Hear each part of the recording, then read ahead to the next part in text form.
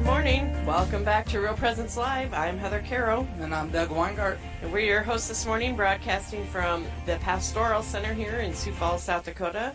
On a beautiful day, we've had a great first hour. Hard to believe it's already over, but we started with Bishop Donald DeGrood, and then we moved on to Sarah Hofflander, talking about a new hybrid school. And we're just going to keep on rolling. We've got Jason Adkins on the line. Good morning, Jason. Good morning. Great to be with you. So you are the executive director of the Minnesota Catholic Conference, and we've been getting updates from you about things that are going on in Minnesota. I would have to say in our listening area, the number one area we're kind of paying more attention to see what's going on with the legislature. So let's just dive right in, Jason. Let's talk about the Minnesota Child Tax Credit.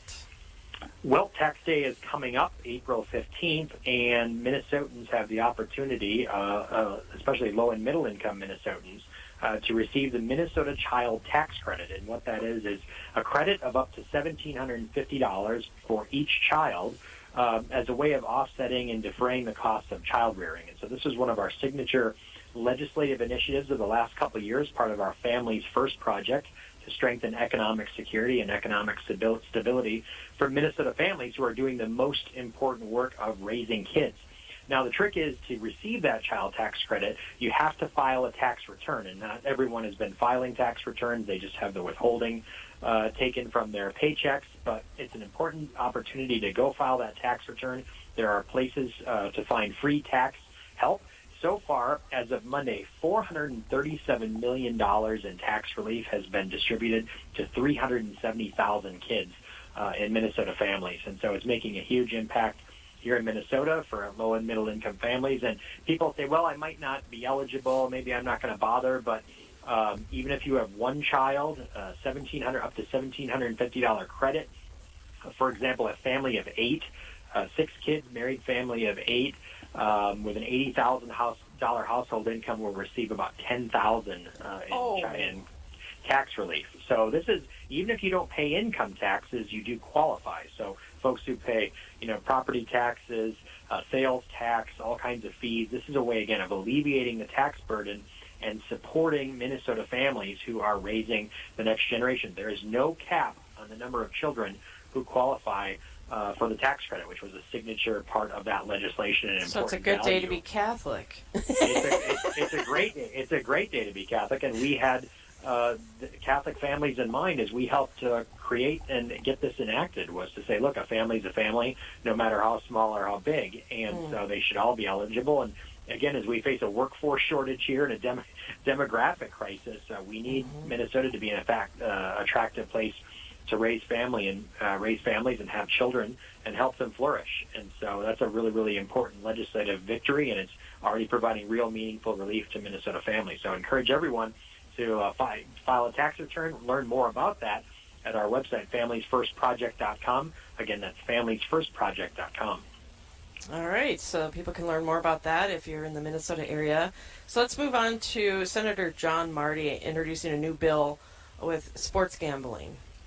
Well, Senator John Marty is a veteran of the Minnesota Senate. He even ran for governor here as a longtime respected legislative leader. We sometimes disagree with Senator Marty on some key issues, but it's great to work together across the aisle in a bipartisan way on issues where there's common ground for the common good. And he is the legislature's most outspoken opponent of gambling expansion and an expansion of sports betting in our state and online mobile betting.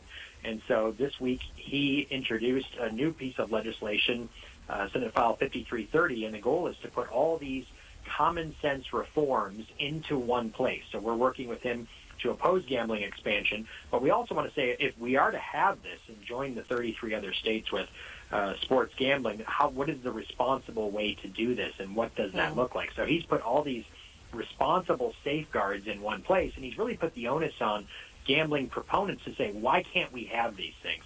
This bill, gambling proprietors will still make money. So is it the only reason profits and why we can't have a bill like this? So he's really throwing down the gauntlet and putting the debate right at the center to say the profit motive here is what's guiding this conversation. If we're going to have mobile sports betting and online sports betting, putting a casino in everyone's pocket or a sports book in everyone's pocket through their cell phone, at least we should do it responsibly and putting on them to say why we shouldn't do it. And the reality is the only real reason why proponents of gambling expansion wouldn't embrace Senator Marty's bill is precisely because their profits will decrease. And so I think it calls the question here, what's already starting to emerge in the culture is that gambling is a bad bet. It's a bad bet for states. It's a bad bet for our communities. We're seeing the way in which sports are being impacted with Shohei Ohtani of the Los Angeles Dodgers and the emerging gambling scandal there.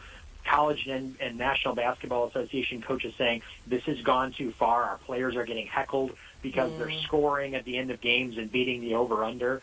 College players getting harassed because of the way in which they're performing in games one way or another.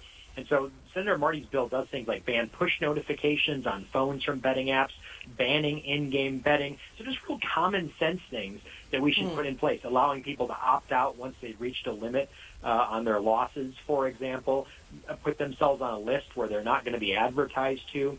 So, again, a lot of common sense things all put in one place in his bill, and really, again, putting the onus on proponents to say, well, why shouldn't we do it like this if we're going to do it? And it just exposes the whole gambling industry is a predatory industry motivated by profits, and we should be really putting people ahead of profits in this whole conversation. So proud to be working on this with Senator Marty and then pushing back on gambling expansion, talking about problem betting and why it's going to be a bad bet for the state of Minnesota.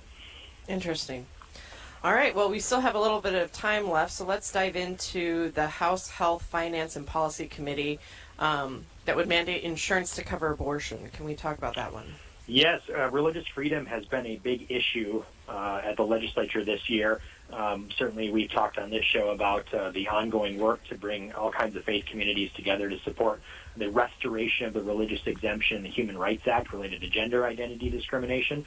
Well, here's another twist on the religious freedom question, is that the bills that mandate coverage of both abortion and so-called gender-affirming care in state health plans. Will there be a religious exemption for both for-profit, closely held businesses, nonprofits, and religious employers who don't want to be paying for that in their coverage?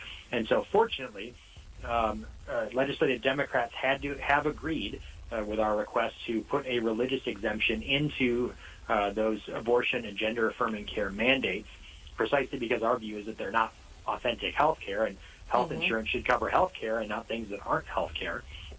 And so, along with the already existing contraception religious exemption already in law, there's going to be what's essentially a global exemption for religiously affiliated employers so that they're not violating their deeply held beliefs with these coverage mandates, and they can continue to offer health insurance to their employees. And I think that's the key goal here, is we want to still be able to offer health insurance to our employees, and it's important that we get these coverage exemptions. So we are grateful that Democrats in the legislature have agreed to those exemptions, and we expect to see those enacted into law this year. Nothing's done until it's done, but certainly an important victory for religious freedom from the standpoint of insurance coverage and employer coverage mandates, because one way or another, both employees and employers pay for those mandates in insurance. The cost gets passed on because of those coverage mandates and the expenses that are incurred. So a good win and an encouraging win on religious freedom in Minnesota. Beautiful. We needed a win, didn't we, Jason? we always need wins, and that's it. We have to be faithful, not successful, but we also like W's every once in a while. So. Right. So, Jason, if people are interested in some of the things that you've been talking about, where can they go to find more information? mncatholic.org. Again, that's mncatholic.org. We have great opportunities to stay on top of what's going on at the Capitol. Certainly follow us on social media as well, but if you go to mncatholic.org, you can sign up for the Catholic Advocacy Network that allows you to connect with legislators directly. We share with you important updates on key pieces of legislation, and because you've signed up, we can connect you directly with your legislators, and with a click of the mouse, you can send them a message that you can personalize about why an issue is important to you and what your legislator should do about it. It's really important that Catholics step forward as faithful citizens and help their legislators come to the right decisions on important pieces of legislation. Already in Minnesota this year, there have been over 10,000 bills introduced, which is a record. Not every legislator is on top of every piece of legislation, so it's important that they hear from you, their constituents, about what matters and what they should do about it. and people say, well, is it really worth my time? My legislator's in this party or that party, and he or she won't agree. It's always worth the effort. It just takes a click of the mouse, and even if your legislator doesn't specifically agree with you on an issue, they do keep track of how many messages go into them, and it may say, well, I might have a position that's opposed, but maybe we as a party or as a legislative caucus don't want to move this forward this year. And it really does make an impact and make a difference. I can't underscore that enough, and it's just so easy. It takes so little effort to sign up for the Catholic Advocacy Network, and when you get those emails, just click send on the message, and it really, really makes a difference. Again, people can go and sign up for the Catholic Advocacy Network at our website, mncatholic.org. Again, that's mncatholic.org.